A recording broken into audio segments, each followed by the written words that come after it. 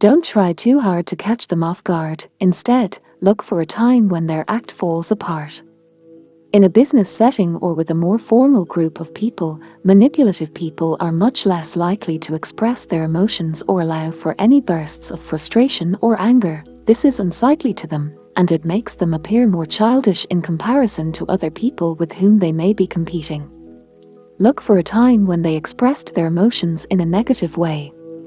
Keep an eye on their facial muscles, especially any traces of rage that may appear. When it comes to putting on a show for others, the body is considerably easier to manipulate, but the face is smaller and more refined in terms of motor control. As a result, it's far more difficult to keep it under control at moments of intense emotion. If the person you're watching appears to be growing angry and you want to discover how much of what they are putting on is phony, study their eyes and lips, as well as their entire face. You should be able to recognize a manipulator far more simply if you follow these guidelines. However, understanding the dark triad is crucial in order to better comprehend those who are attempting to manipulate you. The dark triad personalities are based on Polhas and Williams' work from 2002, when they identified 3 separate personality qualities that might lead to someone being evil and manipulative: narcissism, psychopathy, and Machiavellianism. While it is conceivable for an individual to simply have one of the dark triad traits, most people who have one will also show evidence of the other 2, according to a 10-year study conducted by professionals from the Universities of London and British Columbia. These are the 3 dark characteristics and how to spot them in your daily life. 1. The right-hand side of the triangle represents psychopathy, which is the most hereditary of the 3 dark qualities. Someone who exhibits psychopathic behavior is significantly less likely to feel guilty or regret for those who are less fortunate or who are suffering. Psychopaths should not be confused with sociopaths, who have a completely distinct personality feature.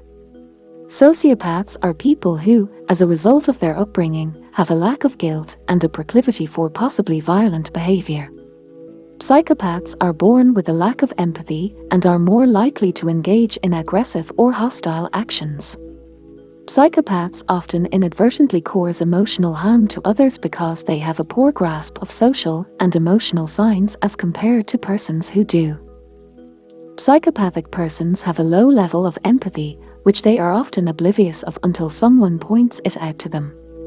Because they have such a low level of empathy, they are often unaware that those around them are different and have more empathy. Psychopathy is a spectrum, and not everyone with psychopathic features has empathy levels that are substantially lower than others.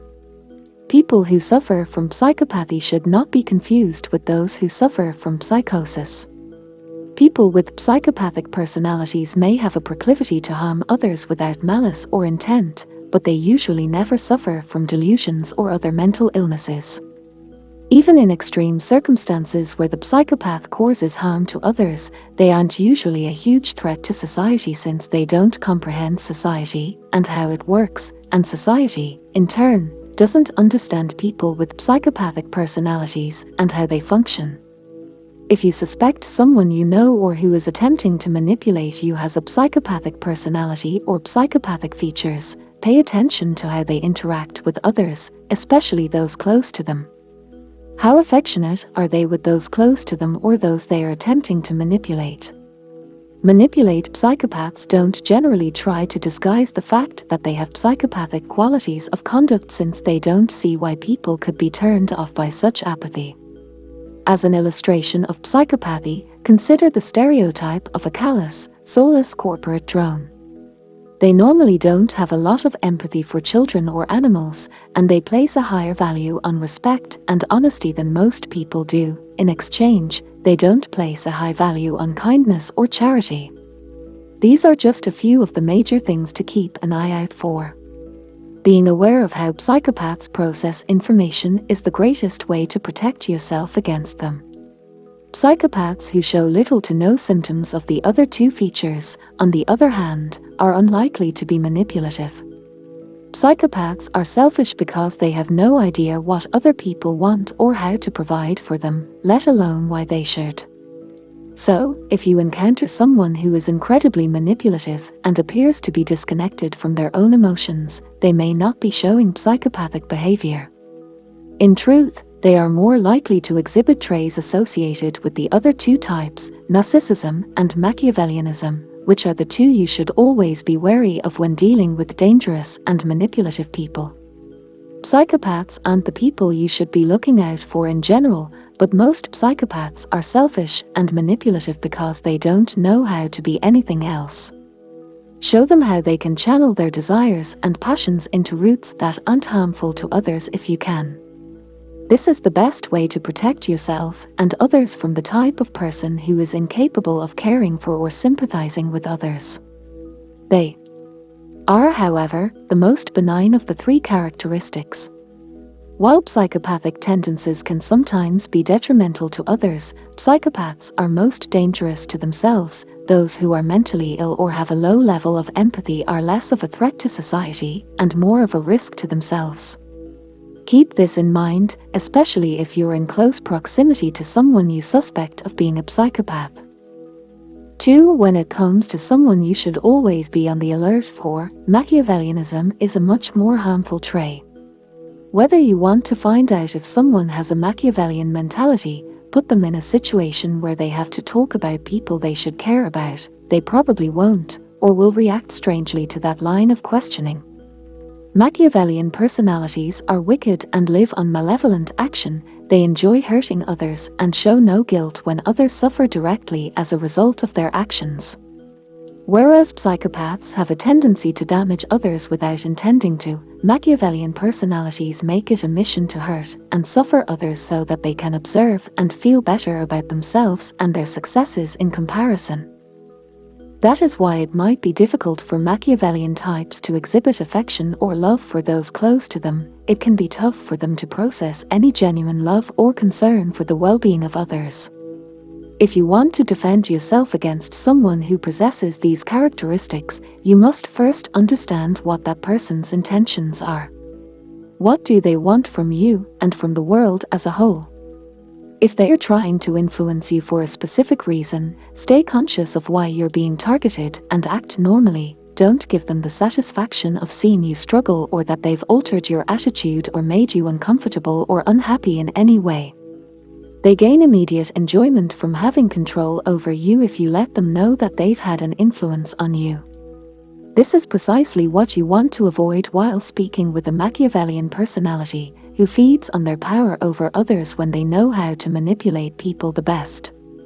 If you don't want to be misled by these folks and believe they are just messing with you for the sake of messing with you, don't throw any of their worlds or techniques back at them. Take the high road and don't allow them have a leg up on you, as tempting as it may seem.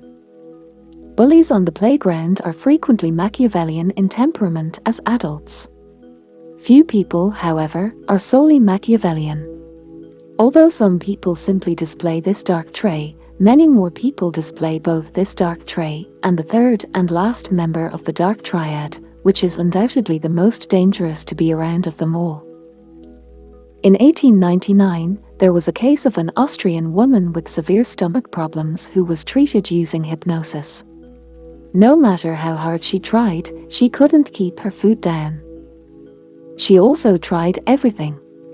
To see if hypnosis could assist, a group of doctors decided to try it on the woman. The physicians initially proposed that she eat under hypnosis, but that she keep her food down this time.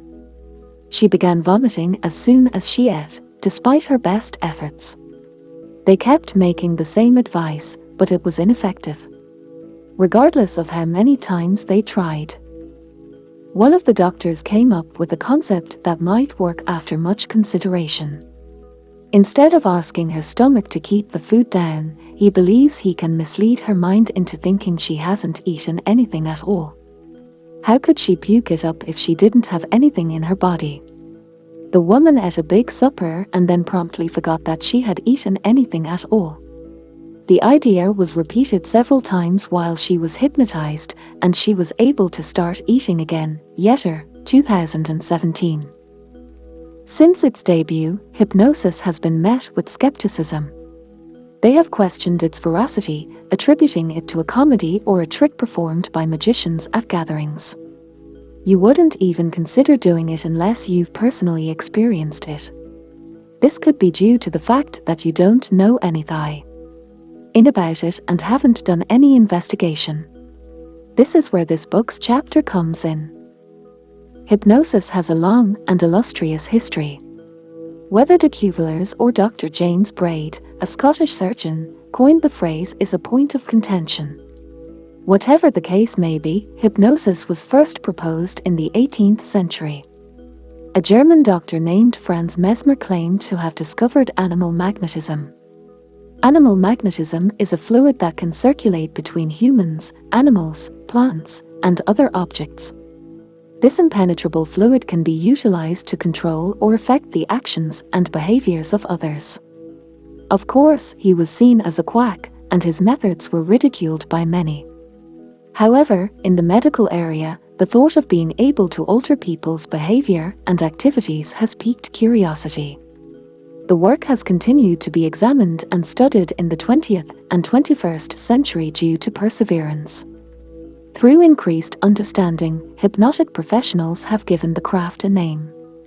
People are becoming more aware of what technology can accomplish and how it may be used to benefit their health. How does hypnosis work, and what is hypnosis? Hypnosis is divided into two parts: suggestion and induction. 1. The initial suggestion made during the hypnotic process is induction. 2. The ability of the mind to experience suggested alterations in their body, emotions, ideas, and behaviors is referred to as hypnotic suggestion. The component of hypnosis that involves suggestion is what causes the person's actions or behaviors to change. The ideas are more than hinted, they elicit an unintentional response from the person. The individual does not have any control over the idea. Some people are more prone to being influenced by suggestions than others. When hypnotized, those who are more receptive to influence are more likely to be controlled. So, what exactly is hypnosis and how does it work? It is still a mystery to scientists. They are, however, attempting to learn more about it and how it affects our minds. But in the meantime, here's what we've come up with. Hypnosis is a medical and therapeutic therapy option that helps patients cope with a variety of medical issues. It is frequently carried out by a hypnotist or hypnotherapist. The specialist acts as a coach, guiding patients into a trance or a relaxed condition. The specialist can provide suggestions to help the patient be more open to changing or altering their behavior while they are in this trance-like condition. The trance-like state is nothing to be terrified of. Being in a hypnotic state is akin to daydreaming or zoning out. While the patient is focused, they may be more receptive to adjustments that they might not be receptive to otherwise. Following the doctor's recommendations, the patient will be gradually awakened by the professional or will awaken on their own. If hypnosis is done correctly, however, the following will occur. 1. The session assists the patient in sowing various seeds of thought in his or her head. These alterations will begin to take root in the patient's psyche and will continue to expand. 2. The session might also help the patient accept the new modifications in his or her behavior. It is simpler for a patient to accept fresh suggestions since their minds are usually so cluttered that it is difficult for them to absorb anything new. Human reasoning and hypnosis. Hypnosis, according to research, is a process that uses attentive receptive focus and can even govern selective attention at times. The effects of hypnosis on attentive reception control have been demonstrated. For instance, during numerous hypnotic experiments, hypnotists employed certain recommendations to influence the participants' perceptions and behaviors.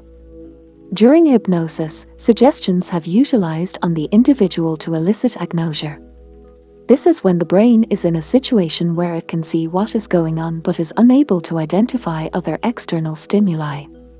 Hypnotism has also been shown to affect changes in the area of the brain that controls visual partial processing. This is the portion of the brain that helps people distinguish forms and recognize objects in space. As a result of these events, hypnotism has been questioned as a legitimate branch of medicine and ridiculed as a circus act. Those who are new to the field, if they are not careful, can attract a different form of attention, which can lead to catastrophic results. Those who are hypnotized by amateurs experience uneasiness, bewilderment, and sometimes dread as a result of their experience. In one case, a man was hypnotized, and the hypnotist told him that he wouldn't be able to find his hotel room because all of the numbers had been changed to Chinese. He couldn't find his room for almost 25 minutes after being awakened from his hypnotic state. He wandered about in a panic because the only thing he could see on the door was Chinese lettering. It frightened him. In this situation, hypnotism was employed as a game, and the participant didn't know what was going to happen until afterward. Someone else's anxiety was exploited for entertaining purposes. It's entertaining to see someone hop on one foot and honk like a geese for a few moments, but knowing that someone has that much power over you is a little dangerous. Another thing hypnotists can perform, and which might cause some concern, is hypnotic regression, sometimes known as therapeutic regression. This is a viable way for aiding people in recalling some of their memories. These could be memories they've suppressed and shoved deep down for whatever reason, which could cause problems later in life, or experiences they've lost and desire to remember. This technique is used to psychoanalyze the participant and assist them in overcoming a traumatic event. According to certain studies, hypnotic suggestion can also be an efficient strategy for persuading participants to recall false information and convince them that it is true. These findings cast a negative but necessary light on memories and whether or not the memories evoked are genuine. Other studies, on the other hand, demonstrate that hypnosis can assist people improve their memory, however the results vary from person to person. Use of hypnosis and hypnotherapy for a variety of purposes. The fact that hypnotherapy may be used to influence or alter someone's perception qualifies it as a promising option for a novel medicinal and therapeutic method. In the United States and Europe, this alternative strategy is utilized to help people with medical ailments, bad behaviors that harm their health, and even treatment. Here are some scenarios in which hypnosis may be beneficial. Irritable bowel syndrome, IBS, relief. Hypnosis has been demonstrated to help people with IBS ease short-term issues. Aids in the treatment of insomnia and sleep disorders. Counselors and psychologists can use it to assist patients manage sleeplessness, nightmares, sleep terrors, and sleepwalking.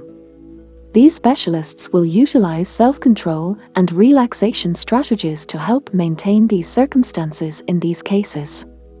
Migraine relief. Hypnosis can aid in the relief of migraines and tension headaches. It is a terrific alternative to headache treatment and the adverse effects that come with taking medicine, according to those who have tried it. Agony management. We're often told that the pain we're experiencing is all in our heads, but hypnosis could prove otherwise. It can be used to aid those who are suffering from clinical pain as a result of surgery or other diseases.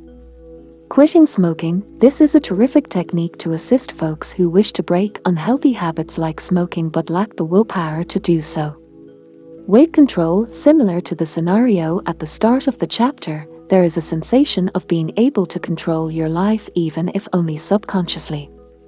In this situation, the person has control over their eating habits rather than the other way around. The specialist can use one of 3 perspective frames to help the patient modify their perspective. Pre-frame. When a specialist creates a scene before an actual incident so that the patient can see the real problem. Reframe. This is when the specialist helps the patient adjust their perspective on the present situation or incident. Deframe. This is when the specialist helps the patient change their perspective on the event by making it irrelevant. Framing is a fantastic approach to help a patient change their behavior because it helps them to go to the root of the problem. Pre-frame. Make them aware of the repercussions, reframe, and then remove their initial argument because they see it in a different light. The deframe. Manage addiction. At this point, the professional can employ hypnosis to assist persons who are struggling with addiction. They are able to do so because it assists patients in connecting with their subconscious mind, which is where their fresh thoughts can be planted and thrive. Hypnosis can assist patients manage their withdrawal symptoms, provide them with a different approach to deal with their problems, and provide them with a drug-free and legal option to get rid of their problems. To treat allergies, studies have shown that hypnosis can help alleviate allergy symptoms. Self-hypnosis is a form of psyching yourself out. For example, if an allergy sufferer concentrates his or her thoughts on allergy-free areas, they envision themselves on a beach with fresh air or on a snow-covered peak. Because they are convincing their mind they are somewhere else, it can help them feel better. Overcome sexual dysfunction. Being unable to perform can be caused by a variety of factors, including stress. When patients are in a trance, hypnosis helps them relax and reduce stress. The patient will be assisted by the professional utilizing strategies such as focused awareness, deep breathing, and visualization. Personal emotional experiences, particularly negative ones, might lead to sexual difficulties. Hypnosis can help because it allows the patient to relive the experience and release the anguish, guilt, and / anxiety that it produces, leading to a better and healthier sex life. Emotional trauma assistance. Emotional trauma can harm a person in more ways than they realize. In some instances, it can make people feel alone, insecure, and even helpless. Hypnosis can assist manage this condition by having the patient relive the situation so that they can completely experience the trauma and learn to heal it through regression. Depression assistance. Traumatic experiences in the patient's life can serve as triggers for depression. They may become melancholy as a result of the death of a loved one, or as a result of a series of negative events in their lives, such as a divorce, the loss of their house, or even their employment. Hypnosis works by allowing the patient to deal with the situation subconsciously. They must confront the situation and address what is causing their depression. Because depression can be very severe, it may take some time. Overcoming and managing OCD/anxiety. OCD is an obsessive-compulsive disorder that manifests itself in your thoughts and behaviors. OCD can be caused by a variety of factors. However, heredity, the outcome of disrupted brain pathways, or, as is most often the case, emotional or developmental disorders are the most typical causes. Again, hypnosis works because it goes straight to the subconscious mind, where regression is utilized to take the person back to when they first detected indicators of OCD. This aids in the discovery of the root cause by demonstrating that the original basis for the problem no longer exists. Stress management and overcoming phobias and fears. Hypnosis is another tool for dealing with these three intertwined issues. The patient is instructed to maintain their underlying emotions that contribute to their stress in the forefront of their minds by the specialist. Regression can be utilized to help the patient figure out when stress began to become a problem in general.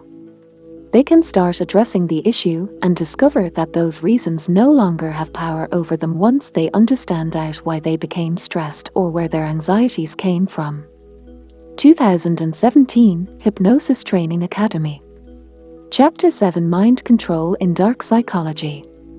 Mind control techniques are particularly effective since they fundamentally alter a person's entire belief system, not just how they feel or act. That is why NLP's mind control is by far the most harmful of all the manipulation and influence techniques available. The topic of mind control in NLP fascinates most people.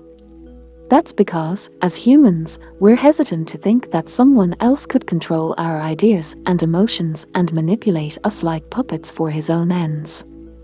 We all like to believe that we are bright, intellectually powerful, and that we will be able to spot any attempt at mind control coming from a mile away and promptly shut it off. That is a misunderstanding that we must remove. Even the most intelligent people can be subjected to mind control. Even the brightest people can reject their beliefs and cultivated thinking habits in favor of new ones if they put forth a concerted effort. In most situations, mind control occurs gradually and over time, with the repercussions becoming apparent long before the victim is aware of what is going on.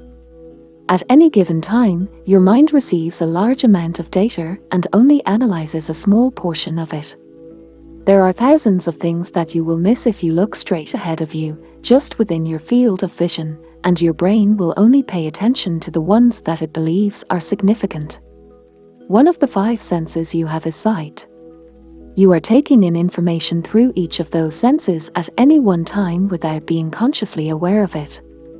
As a result, both your conscious and unconscious minds filter information, leaving you with only the essential elements. The filtration process is influenced by the brain's current conditions. That helps to explain why 2 persons observing the same thing often have different interpretations of what's going on. The mind control techniques of NLP are based on the concept of priming. You can train someone to believe that some pieces of information are more significant than others, allowing the precise facts to pass past the filters when they are exposed to certain sensory cues. They make an impression on the person's psyche. Consider the following scenario to see how the brain filters information and how priming can work. When a man returns home in the evening, his wife informs him that she is expecting a child. They rejoice, and he goes to bed with the prospect of having a child in the back of his mind. He notices baby on board stickers on every other car on his way to work the next day, sees a number of people pushing infants in strollers around the area, and finds a childcare center somewhere along the road. When he arrives at work, he discovers that some of his co-workers' desks are covered with photos of their young children. The man in the above example has always seen such baby-related objects on a daily basis, but they never register in his mind because he didn't deem them necessary at the time. Everything that suggests the word baby passes through all of his filters now that his upcoming fatherhood is at the back of his mind. His brain is automatically digesting this data, thus anything that adds to his store of knowledge about the issue gets seized. You may say that the man has been primed to think about infants in this scenario. NLP mind control uses more subtle priming tactics than the one we outlined earlier, but it works in the same way. Someone can prime you to think about specific concepts and sensory stimuli as needed, allowing them to direct your thought process and, in turn, affect how you feel about certain things or how you act in response to certain stimuli. Your decisions are influenced by your thoughts, feelings, and assumptions. Assumptions are generally based on past experiences. NLP approaches are carefully devised tactics for introducing specific stimuli to the mind in a planned manner so that the person can perform reliably. Understanding the difference between conscious and subconscious perception. Your perceptions are influenced by stimuli in your environment, whether you are consciously aware of their presence. When a stimulus is introduced into your environment, it can skip your conscious mind and end up in your subconscious mind. The conscious mind has a habit of dismissing insignificant facts and only detecting those that require immediate attention. Seduction is a serious game of emotions. When you allow someone to entice you, your mental stability is put to the test. It's critical to take the time to actually get to know someone before falling for their funny quips and compliments, and to prevent yourself from being taken advantage of. You can prevent this type of conduct by establishing clear ground rules from the start. It makes no difference if you're speaking with a potential lover or your boss. People are less likely to try to take advantage of you and your emotions if they understand the ground you stand on. Those that take advantage of your emotions are the worst, since it might be difficult to distinguish between reasonable and emotional reasoning. When you practice NLP and really delve into the inner workings of it, you'll find that you're much better protected from emotional abusers. You will decide whether or not someone has the power to influence you. Not only that, but you'll be able to choose what kind of effect you want. Having more control over yourself and your emotions will always enable you to be more protected from those who want to play on your emotions. Manipulation. Manipulation is another major concern in being exploited. It is, without a doubt, its own monster. It's critical to recognize when someone is attempting to persuade you to do something you wouldn't typically do. It may appear to be a minor and trivial matter, yet it's amazing how powerful manipulation can be. You may discover that you are a stickler for following the rules until someone persuades you to break a bunch of them. Obviously, you could face major consequences as a result of this. It is possible to improve one's ability to detect manipulation. You'll need to practice it, just like any other talent. It's unpleasant to be manipulated, especially once you understand it's happened. If you're lucky, you'll recognize when someone is attempting to control you before you start acting strangely. Most people can recall a time in their lives when they were duped in some way. Usually, the feelings that come with it aren't pleasant. Nobody enjoys being influenced, so knowing when it's happening is crucial. Even if you don't fully get the technical interpretations of the person's cues, you can use them as a guide to follow any changes as you try to manipulate their brains. When using NLP to implant thoughts into someone's head, speaking with a suggestive frequency is more effective. This is the frequency that corresponds to the rate of human heartbeats. Human hearts beat at a pace of 45 to 72 beats per minute in normal circumstances, therefore speaking at roughly 60 words per minute, give or take 10 words, can place your target's mind in a highly suggestible state. This is a common hypnosis tactic. You can utilize the vocal roll technique to go beyond your target's consciousness. This is when you deliver your words in a certain rhythm and tempo with the goal of emphasizing key themes without triggering the conscious mind's alarm system. You can accentuate the words you wish to embed in the person's subconscious, but you must speak in a monotone tone to avoid drawing their attention to yourself. You must introduce an anchor as you subconsciously program your aim. An anchor is a distinct stimulus that, if reintroduced later, can bring someone back to a specific conscious state. You can, for example, tap someone on the shoulder when he is in a specific mood. The stimulus, being touched on the shoulder, will be associated with that specific state. As a result, if the person's conscious state begins to shift, you may always touch them on the shoulder and pull them back to the ideal state. You can also gain power over someone's thoughts by developing a clandestine rapport with them. This can be accomplished by positively mirroring your target's body language so that they feel connected to you and at ease enough to respond to your other NLP approaches. You can utilize hot words as part of your NLP mind control approach to make your words more effective. Hot words are common words that can elicit powerful responses from a person's senses. Words like now, see, feel free, because, here, and others, for example, have a way of evoking specific feelings or mental processes. Let's have a look at how a typical NLP mind control plan might work if all of the techniques were utilized together. You start by identifying your target and studying him or her. You want to figure out which side of his brain is dominant. You can use the person's handedness as a reference in this situation. Right-handed persons typically have a dominant left hemisphere, whereas left-handed people typically have a dominant right hemisphere. You also want to know what their main sense is. Most people have all 5 senses, but one seems to be more dominant than the others in each person. You're also curious about how their brain stores and retrieves data. You should also be able to identify when they are lying or fabricating information rather than recalling it. Second, you must build a rapport with the individual using the mirroring strategy outlined before. Once you've built a connection with someone, you'll need to maintain talking with them while subtly steering them in the direction you desire. The speech styles and language patterns we outlined can be used. Anchoring and elicitation are 2 techniques that can be used to guide someone in a specific direction.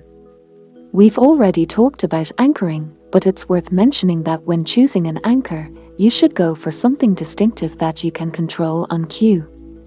If you employ a common anchor, such coughing, nodding your head, etc., you risk accidentally triggering it at an unexpected time, destroying your NLP methods. Elicitation is the process of persuading someone to give personal information through subtle nudges or suggestions. You must condition your target to volunteer some personal information about himself without recognizing it. You can then utilize this information to further control the individual. Keep in mind that the goal of NLP is to manufacture specific answers, not to get someone to act completely out of character. It's about making subtle suggestions that nudge the person in a certain way rather than completely changing who they are. So, while NLP can assist a salesperson in persuading a resistant consumer to buy a product or a grafter in defrauding a victim, it cannot be used to persuade someone to join a cult or commit murder as a standalone technique. Chapter 8: Body Language Techniques in Dark Psychology: How to Recognize Them and Protect Yourself. When we engage with other individuals, we receive a lot more information nonverbally than we do verbally.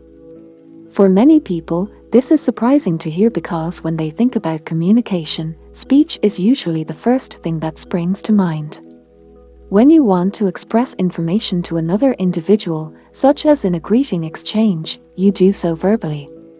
When you meet someone new at work, for example, there is a verbal greeting that differs by culture. In the United States, we would say something like, "Hello, my name is Henry. It's a pleasure to meet you." Of course, there are variations on this, but in general, this will be recognized as a common greeting when meeting someone new. Consider everything that is going on in terms of behavior and gestures.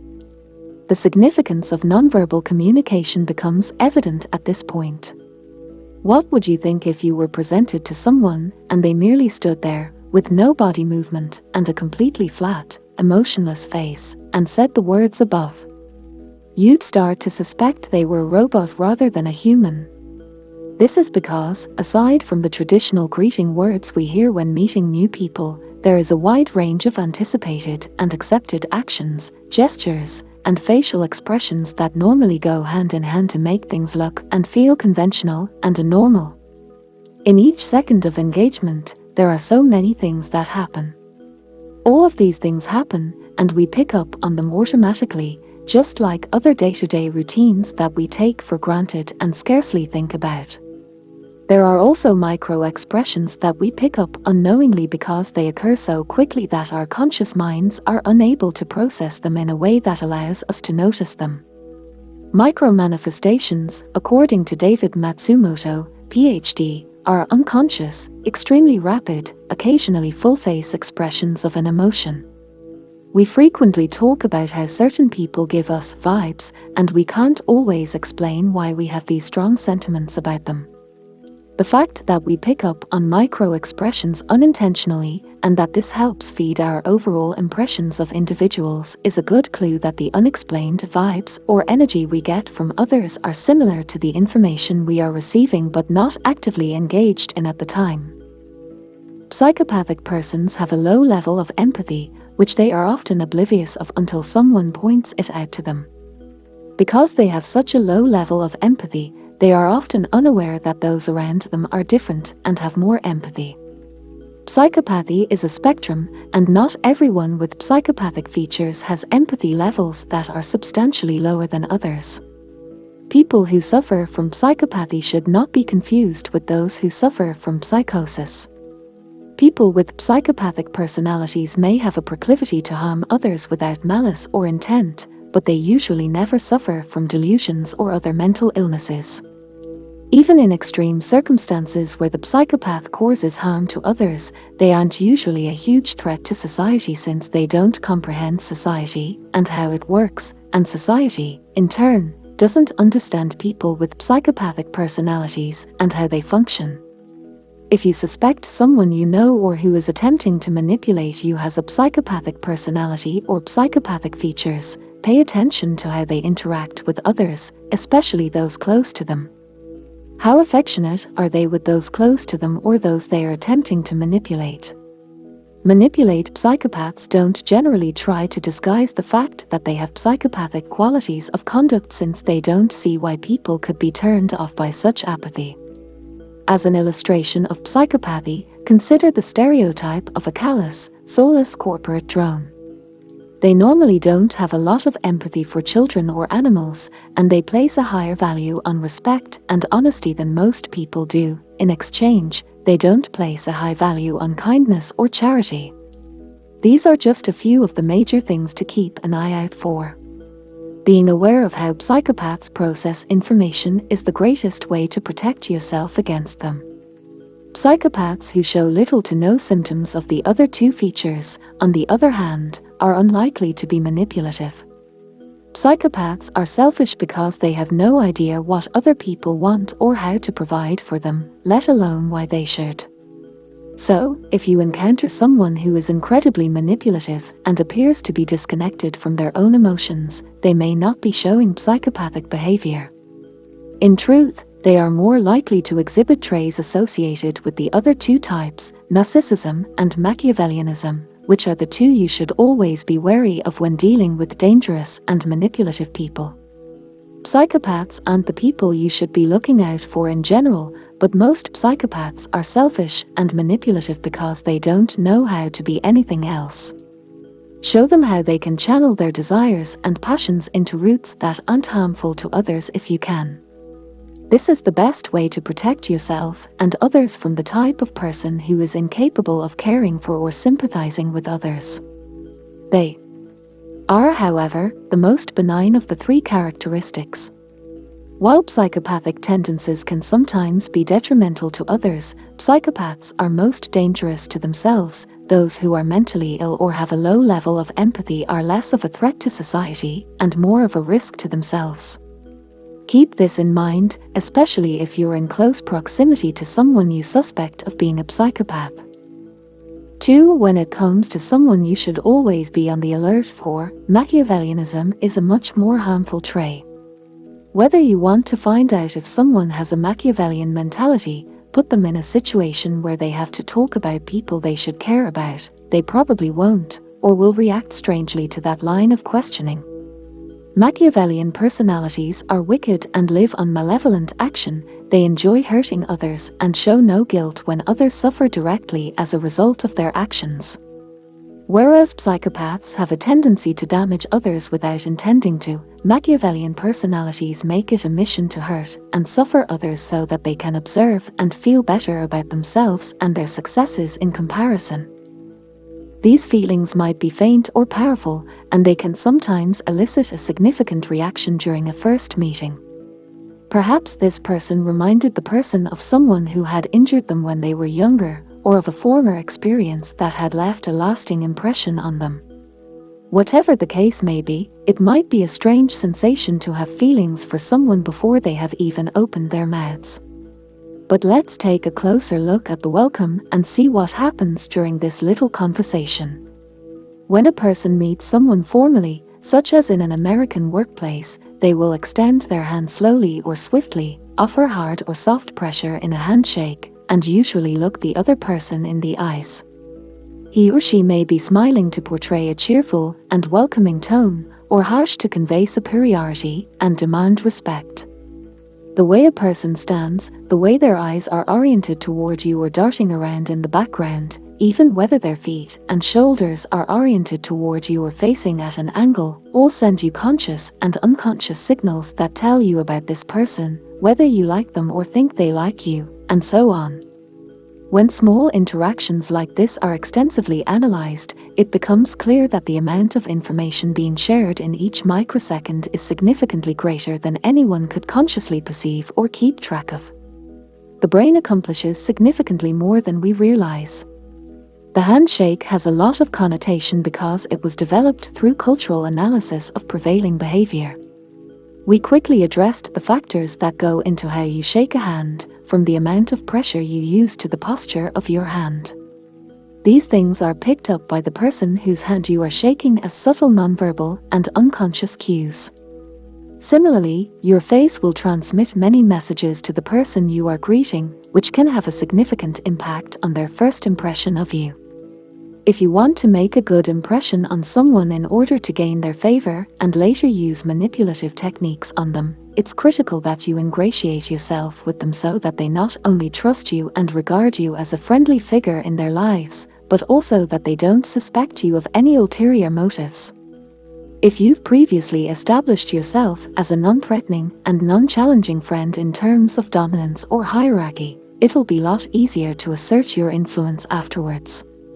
Perhaps you're employing the mirroring technique in your first discussions with your target, in which you reflect the target's demeanor and characteristics back to them so that they regard you as someone who is familiar and non-threatening. These impressions will subconsciously download into their thoughts without them even realizing it, as they pick up on the micro-expressions you choose to express. So, what are some examples of micro-expressions that you may apply in this scenario? The first, and possibly most important, step is to make eye contact. Eye contact is a universal indicator that what you're saying has piqued someone's interest. It's also a show of respect, as you're signaling to the person you're conversing with that what they're saying is important enough to put all other distractions aside so you can fully absorb it. Nothing pleases people more than to A. recognize themselves in another person, and B. have the idea that what they are saying is both engaging and illuminating to the person to whom they are speaking. As a result, it's critical that you give your target both of these impressions.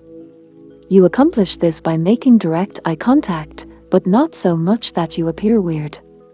Look down to the ground or at a lower angle to the right or left every now and then.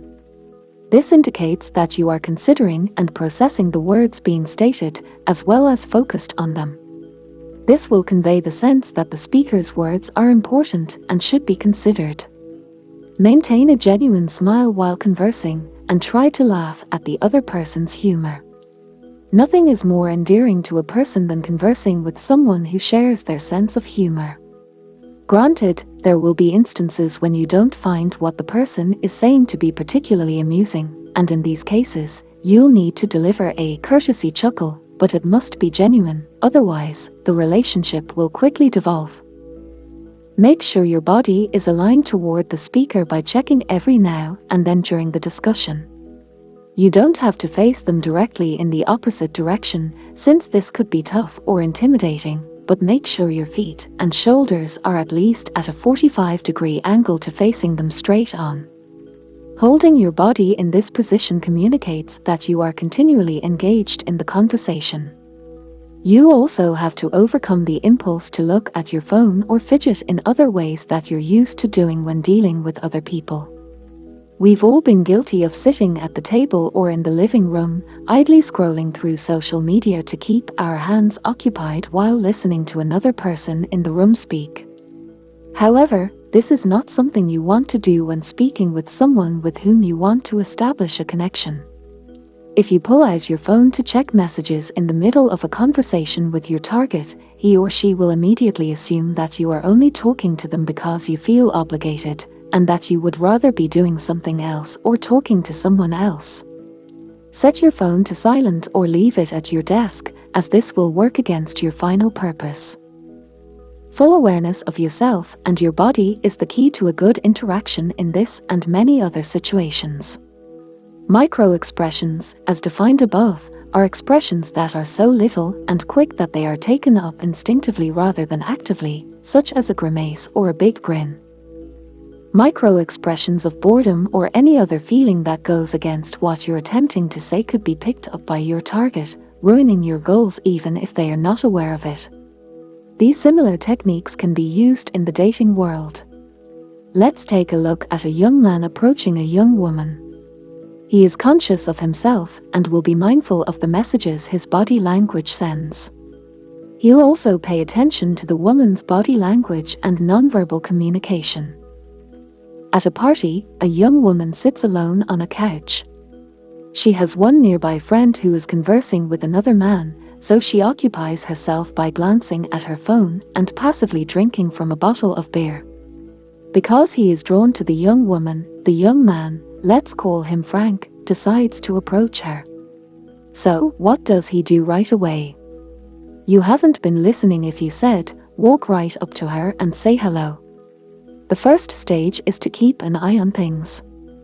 Frank wants to be as smart as possible with his strategy, and the most crucial thing he can do to give himself a fighting chance is to gather information by monitoring the girl and her nonverbal communication. Keep in mind that some nonverbal communication is sent on purpose, while others are unwittingly broadcasting information. You can find yourself in a situation where your target is aware of your tactics and is using them against you. This may be a delicate scenario, so the more you can prepare yourself by staying alert and gathering information ahead of time, the better prepared you will be for whatever comes your way. However, let us return to Frank and the young lady. Frank notices that her phone is turned on and that she is staring at it, but her eyes do not move in a way that suggests she is reading something on it. She's also taking frequent swallows from the bottle of beer she's holding, and she's drinking more faster than the rest of the group. Her eyes dart up now and again to analyze the social scene around her. She returns her attention to her phone when she notices her friend is still talking to the random guy. What does this imply? Frank, on the other hand, is picking up on a couple things here. For starters, she isn't engrossed in anything on her phone. She's just appearing to be occupied since she's uncomfortable being left alone by her friend, despite the fact that she's close. Frank also takes note of her posture and the way she sits. She's sitting up straight, her muscles tense, her legs and feet parallel and together. It doesn't appear to be at all relaxed, which suggests a level of unease. She would look considerably different if she was calm and truly occupied with her phone, with relaxed muscles, presumably reclined down into the sofa, and her eyes moving in a way that suggests she is watching a movie or actually reading text. So, how is Frank going to go about it? He can consider simulating her situation and approaching as someone who is similarly uncomfortable in this situation. Perhaps he is looking for someone to chat to because he doesn't know anyone at the party. The combination of vulnerability and a non-threatening manner will be crucial in this strategy. She's already uneasy, so having someone come onto her in a direct or forceful manner will make her even more uncomfortable.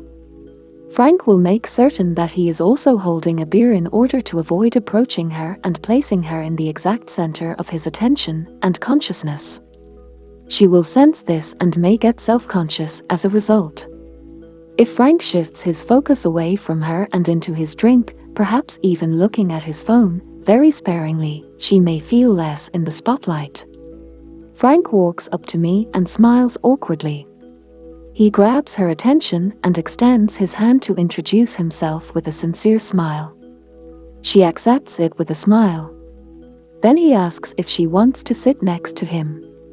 This is a crucial step, and if she answers yes, Frank may rest easy knowing that he has entered her space without intimidating or creeping her out. This is a significant victory. Frank can go in a number of directions from here. Mirroring may be the most easy and simple technique to continue the conversation for someone who is new to NLP and nonverbal communication. Trying something else and coming across as insincere may entirely disrupt the chemistry that is now present, and the young girl may abruptly end the encounter. However, we've covered some of the most crucial components of observing body language and seizing opportunities when they arise. Whether you want to get in with a superior at a business function, make someone feel safe in the midst of anxiety, or approach a potential love interest at a party, observation and reading subtle nonverbal signals are key to picking up on when someone is ready to have someone entire into their purviews. Chapter 9: What is Dark NLP? The study of ideas, neuro, and language, linguistic, in a systemic manner, as well as the scripts that run an individual's life, is what neuro-linguistic programming is all about. Programming.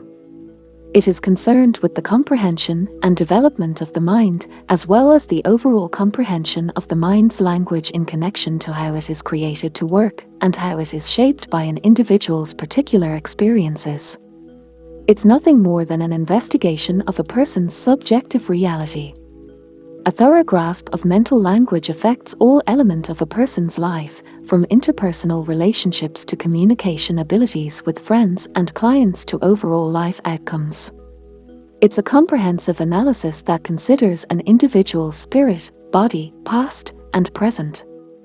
The thought or thinking function is assumed to be our most essential function as Homo sapiens equipped with the ability to think.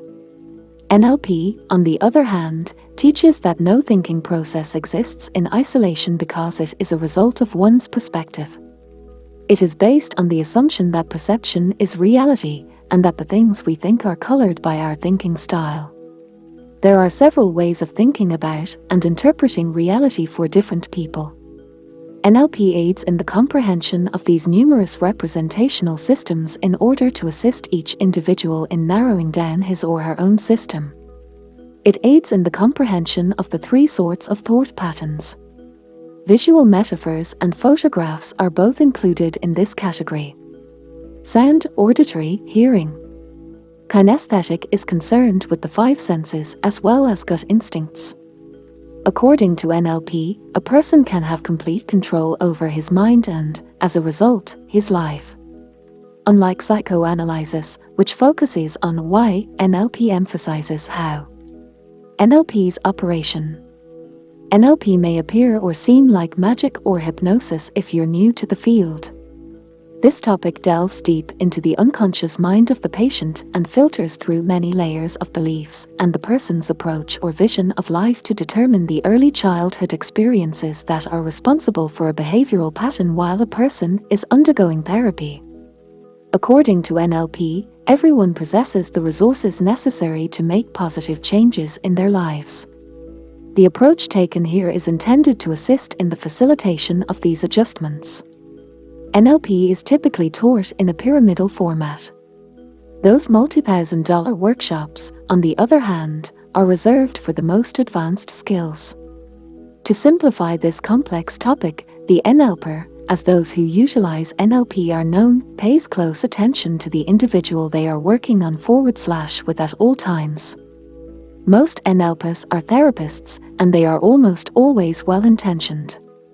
They succeed by observing small indicators such as eye movement, skin flushing, pupil dilation, and anxious tics. The following is simple for an NLP user to determine. The person's dominant hemispheric hemisphere of the brain. The sense, smell, sight, etc. in a person's brain that is more dominant. The way a person's brain stores and uses information, all of this may be deduced from the person's eye movement by the NLPer. When they are fabricating information or telling a lie. When the NLP user has successfully gathered all of this information, they begin to mimic the client in a slow and subtle manner, not only by imitating their body language but also by imitating their speech and mannerisms, so that they can begin to speak in language patterns that target the client's primary senses. They will usually imitate social cues that will cause someone to relax their guard and become very open and suggestible. When a person's main sense is sight, for example, the NLPer will communicate with them using a language that is rich in visual metaphors.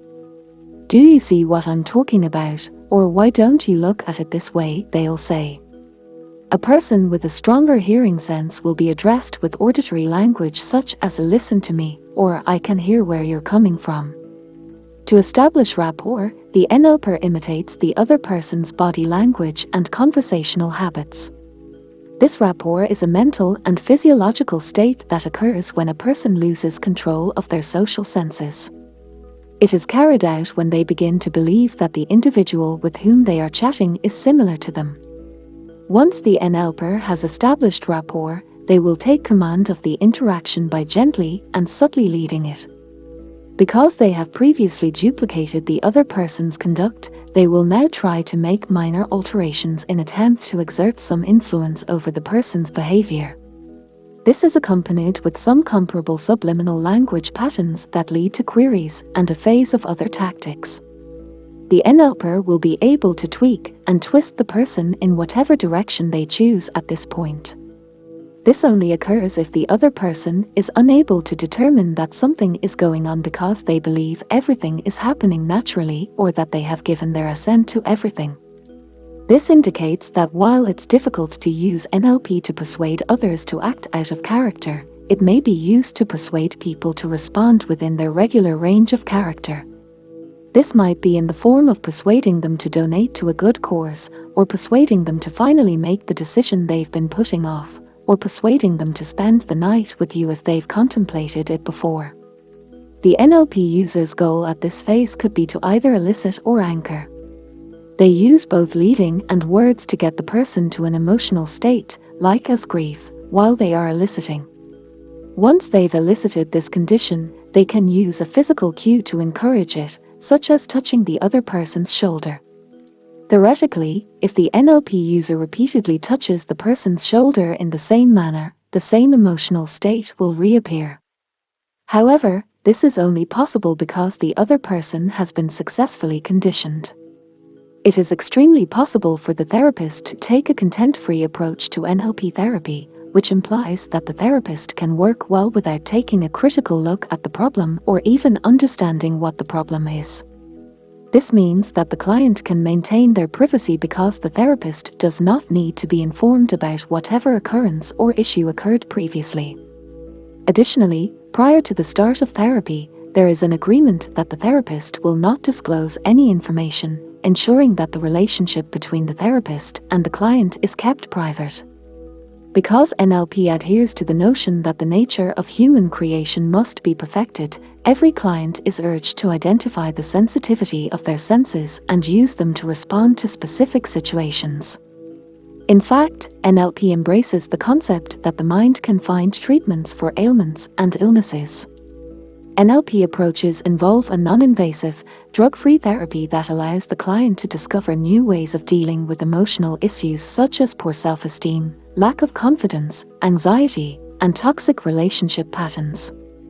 It's also a good tool for efficient grieving counseling. NLP, which has its roots in the field of behavioral science pioneered by Skinner, Pavlov, and Thorndike, uses a mix of physiology and the unconscious mind to modify a person's thought process and, eventually, behavior. The importance of natural language processing. Neuro-linguistic programming is not only vital for understanding one's own being, but it also aids in comprehending one's own personality. It enables a person to delve deeply into the problem's fundamental cores as well as their own foundation. Other arguments for the importance of NLP include: it assists people in accepting responsibility for things they believe they may not be able to manage. With the use of NLP, a person can change how they react to past events and gain some influence over their future. It's critical for people to be aware of the body language of those in their inner circle, as well as those with whom they want to do business. NLP allows you to utilize language with both control and purpose, giving you more influence over your life. Remember that you can't expect to make the same mistakes with the same mindset and expect different outcomes. The client is made the subject of an NLP session, so the focus is fully on them. This is beneficial because when a person can deal with himself or herself as a person, he or she gains more clarity in relationships with others. It aids in the improvement of finances, sales performance, marriage, health difficulties, parenting, customer service, and many aspects of life.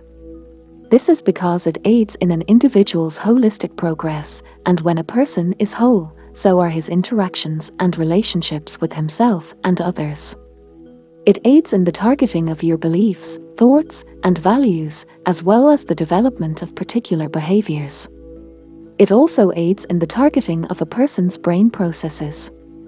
It also has an impact on how these behaviors become habits and how habits become actions, which then become outcomes. NLP can be used in a variety of fields and professions. This is a crucial tool for sales, personal development specialists, and self-help, as well as teaching, communication, parenting, and other aspects of life.